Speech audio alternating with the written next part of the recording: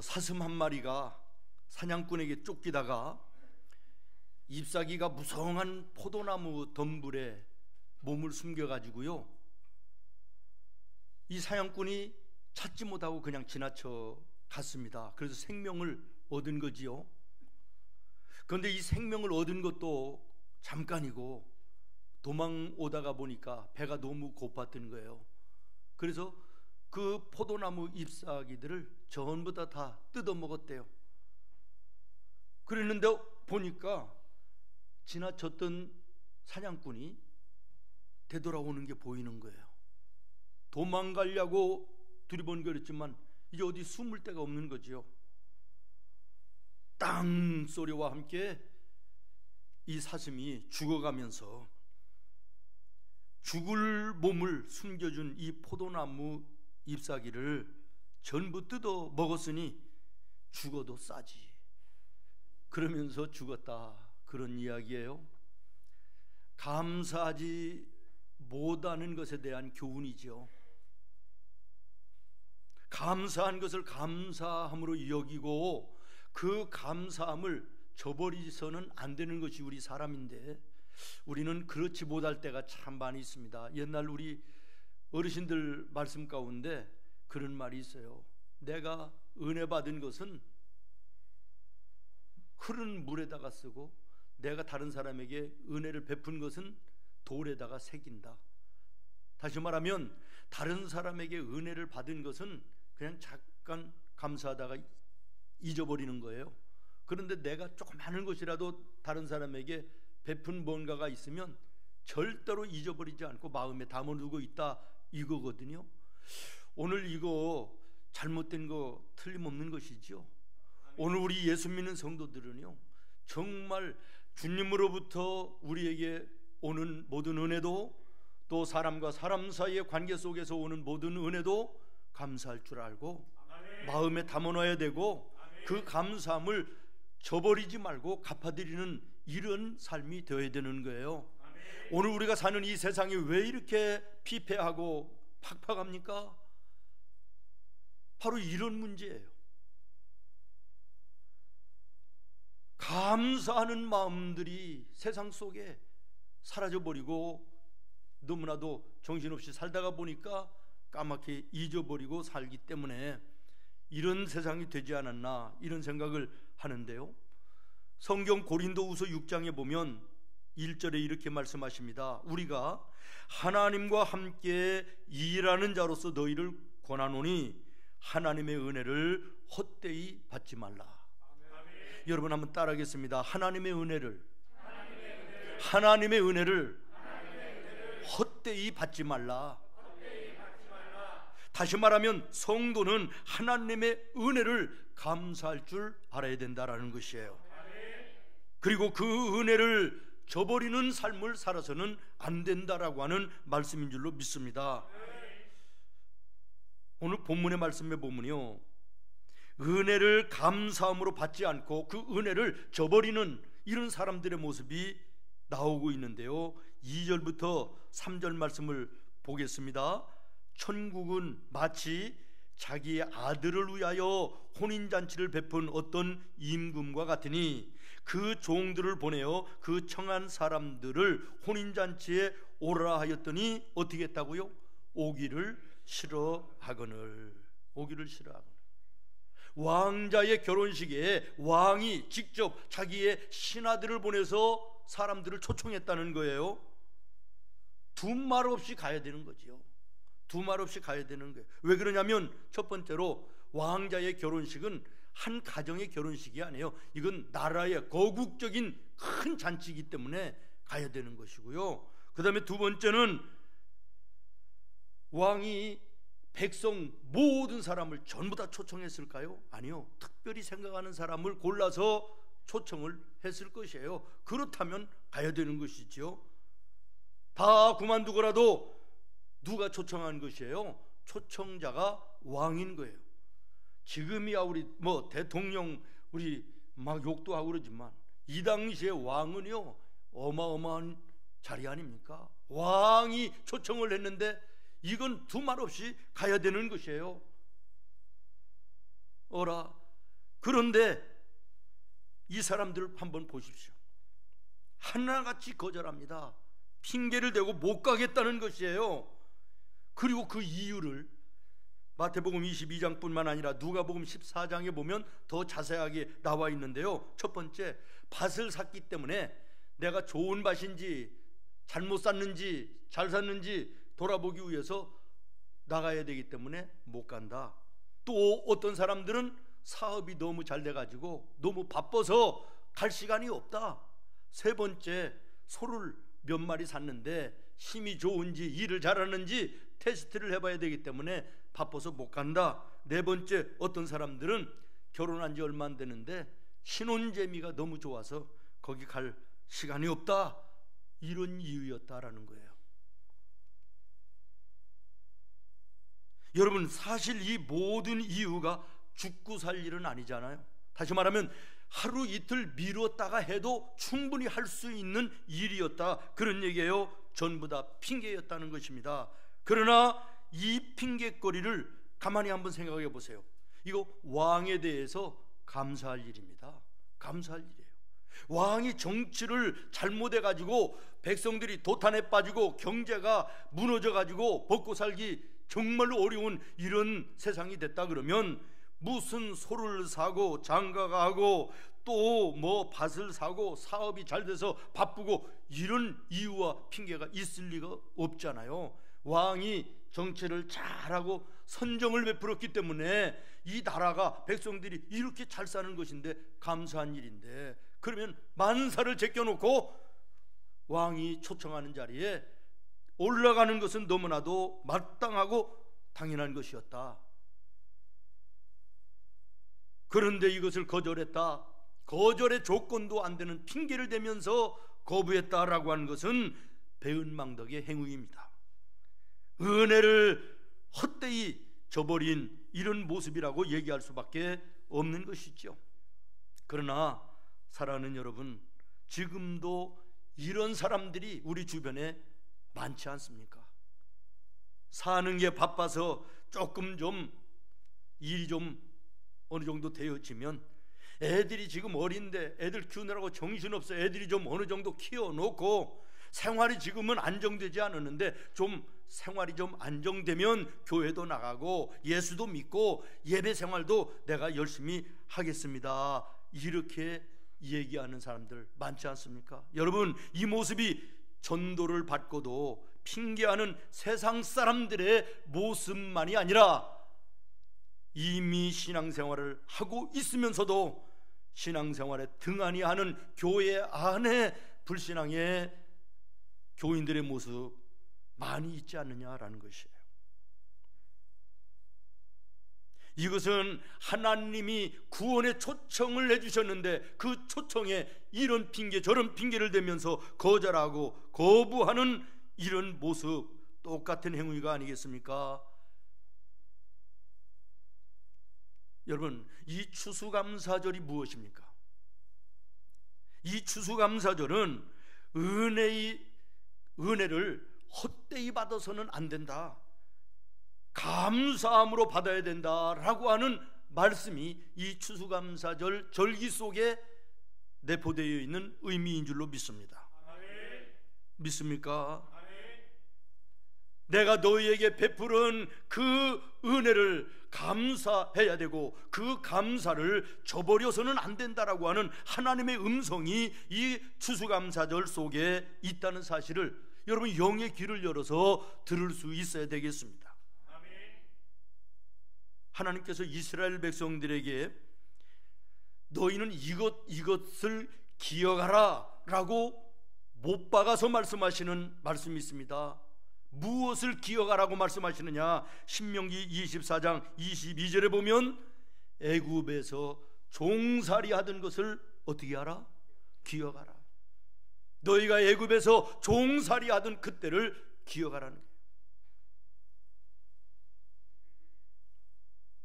하나님께서 거기서 너희를 건져주신 것을 기억하고 그 은혜에 대해서 감사하고 그 은혜를 저버리는 삶을 살아서는 안 된다라는 말씀인 것입니다. 그러면 이 말씀이 우리에게 무슨 의미가 있습니까? 로마서 5장 8절에 보면 우리가 아직 죄인 되었을 때 예수 그리스도께서 우리를 위하여 십자가에 죽으심으로 당신의 사랑을 우리에게 나타내 보이셨다고 말씀하고 계십니다. 우리가 선을 행하며 의로운 자라서 하나님께서 당신의 아들 예수 그리스도를 십자가에 못 박은 그 은혜로 구원하신 것이 아니라 우리가 오늘 죽으면 영원한 지옥에 갈 수밖에 없는 버림받은 자들이요 악한 마귀의 올무에 붙들려 죄 짓는 자리에 앉고 서는 자들이었음에도 불구하고 하나님께서는 당신의 아들 예수 그리스도를 십자가에 피 흘려 그 보배로운 피로 모든 죄를 대속하시고 그 사실을 믿는 자에게 영원한 영생의 구원을 주시는 놀라운 은혜를 베풀어 주셨다는 거예요. 이 은혜를 감사함으로 받아야 되고 이 감사를 생활 속에 저버리는 삶을 살아서는 안 된다고 하는 것을 오늘 우리는 이 말씀에서 기억해야 될 것입니다. 두 번째, 하나님이 이스라엘 백성들에게 기억하라고 하신 말씀 중에 신명기 8장 2절의 말씀이 있습니다. 40년 광야 길에서 인도하신 하나님을 기억하라. 우리가 40년 광야 길에 이스라엘 백성들을 하나님께서 어떻게 인도하셨던가를 우리가 잘 압니다. 장애물이 변하여 축복이 되게 하시는 은혜로 인도하여 주셨습니다. 가로막는 장애물 홍해를 갈라 그들의 생명을 살려주시고 죽이려고 쫓아오는 애굽의 군대를 몰살케 하여 안전하게 지켜주시던 그 하나님의 함께하심을 우리는 잘 압니다.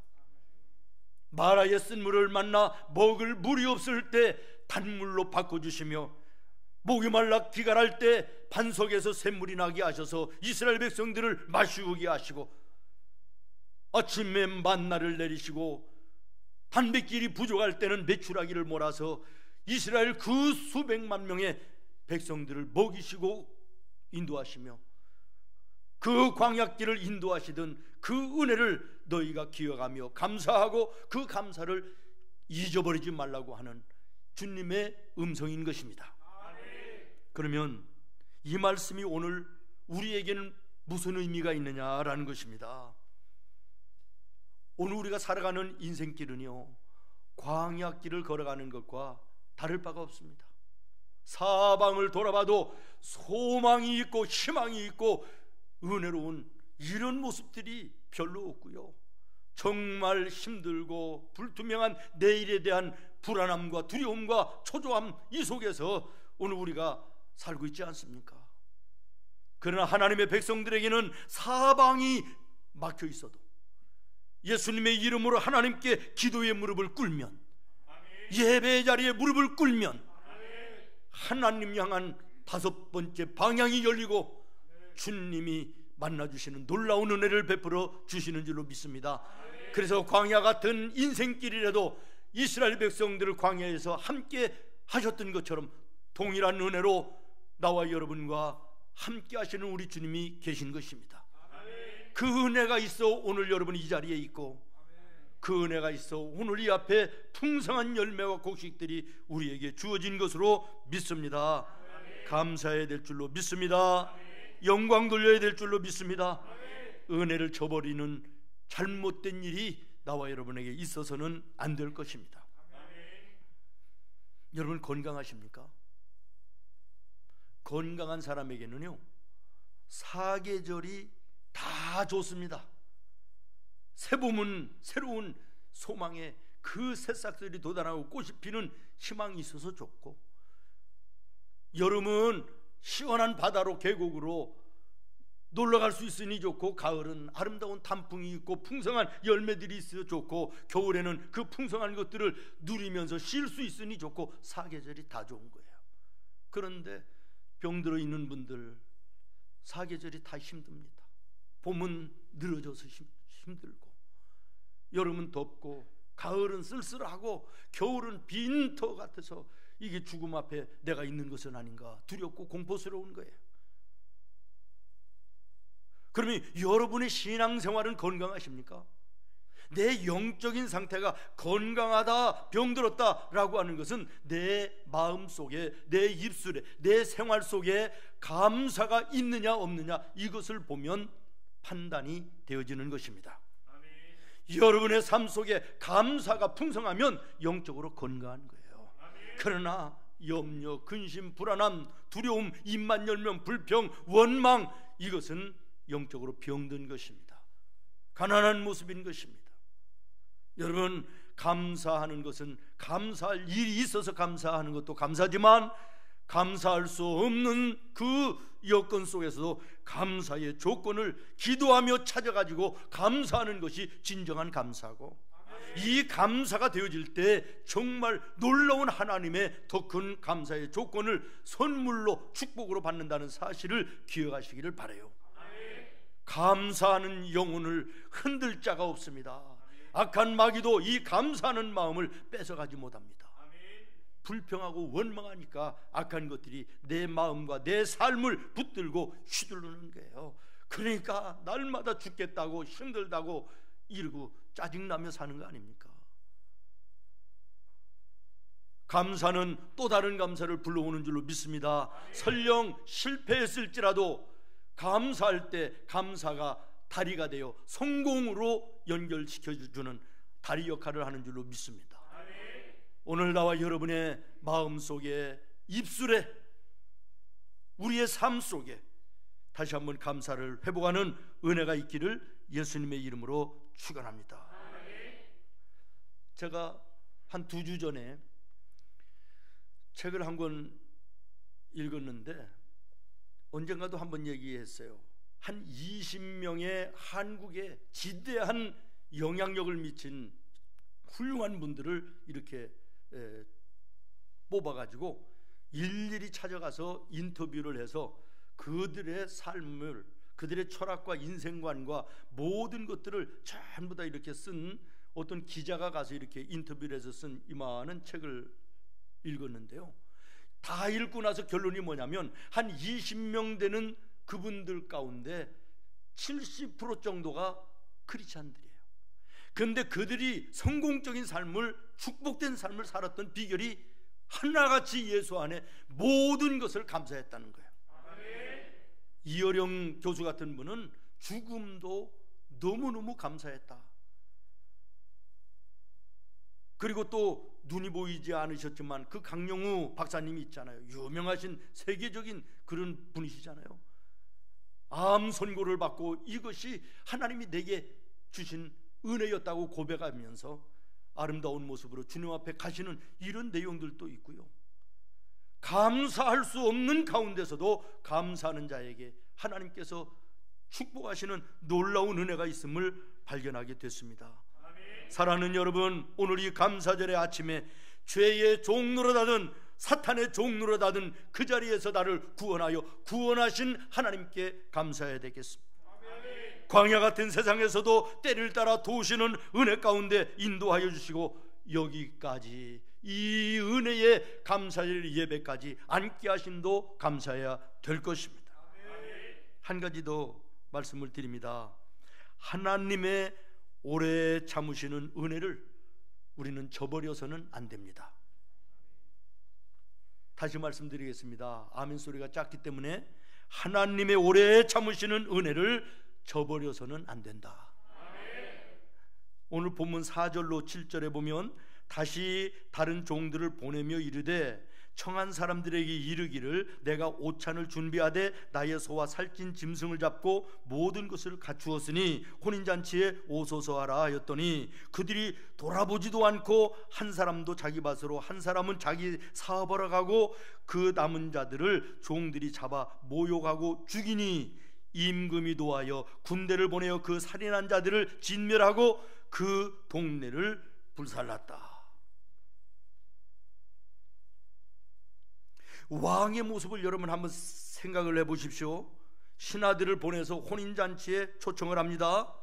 그런데 싫다는 거예요. 거절합니다. 핑계를 대면서 안 오겠다는 거예요. 그래서 왕이 생각할 때 내가 변변치 못한 신하들을 보내서 잘못 초청한 것은 아닌가 싶어가지고 새로운 특사들을 또 선출해가지고 또 보내면서 이제는 메뉴까지 발표하는 거예요.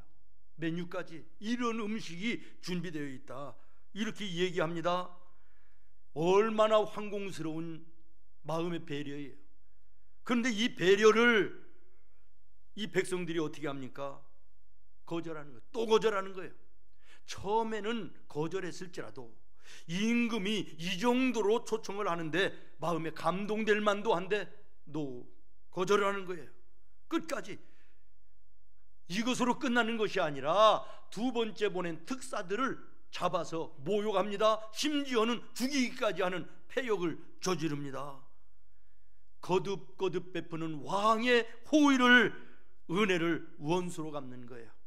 이것은 완전히 왕을 무시하는 것이고 배신하는 것이고 대적하는 행위가 아니겠습니까? 이제 왕은 더 이상 보낼 것이 없다라는 거예요. 이제는 너에게 보낼 것은 내 군대들이다. 군대들이 가서 신하들을 죽인 그 사람들을 진멸했다라는 것이에요. 다시 말하면 풍성한 혼인잔치의 축복이 아닌 처참한 망함의 일이 있었다라고 하는 것입니다. 여러분 가만히 생각해 보십시오. 이 얼마나 어리석은 자들인가라는 것이에요. 그러나 이 어리석은 모습이 오늘 이 세상에도, 아니 내 자신에게도 이런 모습은 없나 살펴봐야 된다는 것이 오늘 본문이 우리에게 주시는 음성인 것입니다. 별로 기도하지도 않고 예배 출석에 힘쓰고 여기 소홀하고 그랬는데도 불구하고 평안합니다. 하는 일도 뭐 어려움이 없습니다.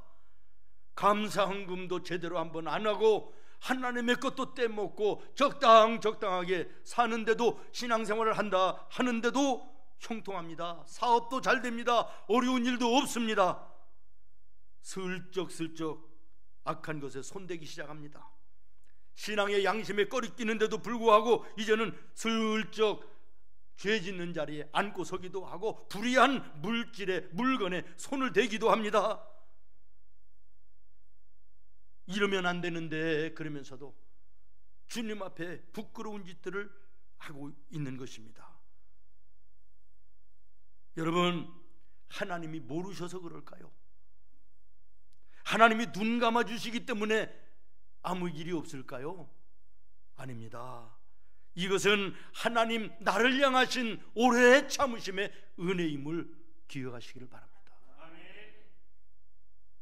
저는 이 말씀을 생각하면서 어린 시절 국민학교 1학년 때, 우리는 국민학교 시절이 있으니까요, 1학년 때 학교를 가려면요 중간에 신장로 옆에 일본 아주머니가 반달빵을 구워서 파는 가게가 있었어요. 좀 아는 가게인데 그게 얼마나 먹고 싶은지 어린 맘에 우리 어머니 가방, 지갑에 손을 댔어요. 우리 어머니 가방에는 성경 찬송이 있고 그 갈피 속에 헌금할 돈을 늘 이렇게 껴놓으시거든요. 그래서 조금 뺐죠. 그때 얼마 뺐는지도 모르겠어요. 한 10원 정도 뺐는지 5원을 뺐는지 모르겠는데 사 먹었는데, 얼마나 두렵고 떨리면서도 먹고 싶어서 어쩔 수 없이 사 먹었는데 모르시더라고. 괜찮더라고. 그래서 그 다음에도 또 한 번 했죠. 모르시더라고. 야, 우리 엄마 두너시구나, 모르시는구나. 근데 세 번째 뺀 날 죽도록 마셨습니다. 알고 보니까 우리 어머니가 왜 그걸 모르셨겠어요? 아시면서도 기다리신 거예요. 잘못된 그 짓을 멈추기를 기도하시면서 기다리셨겠죠. 그런데도 계속 하니까 세 번째 우리 집에는 용서가 없거든요.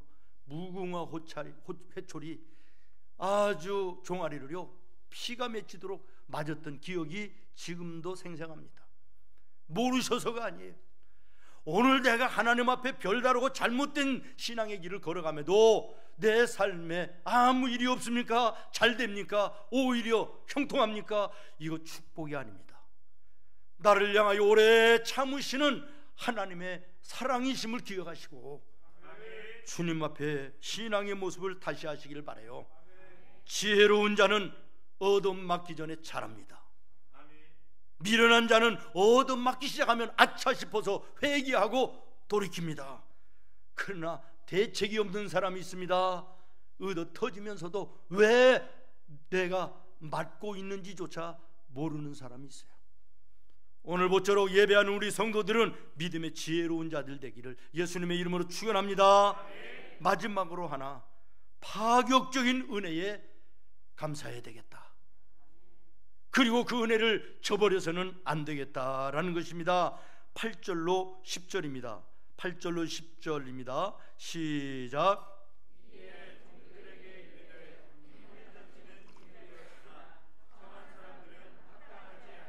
내 거리 길에 나가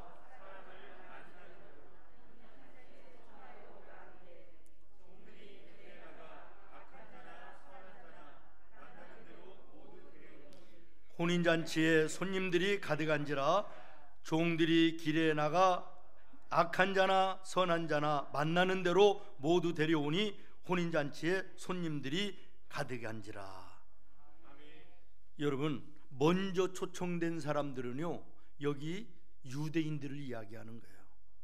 나중에 초청된 사람들은 이방인들, 그 이방인 속에는 나와 여러분이 포함되어 있다는 것을 아시기를 바랍니다.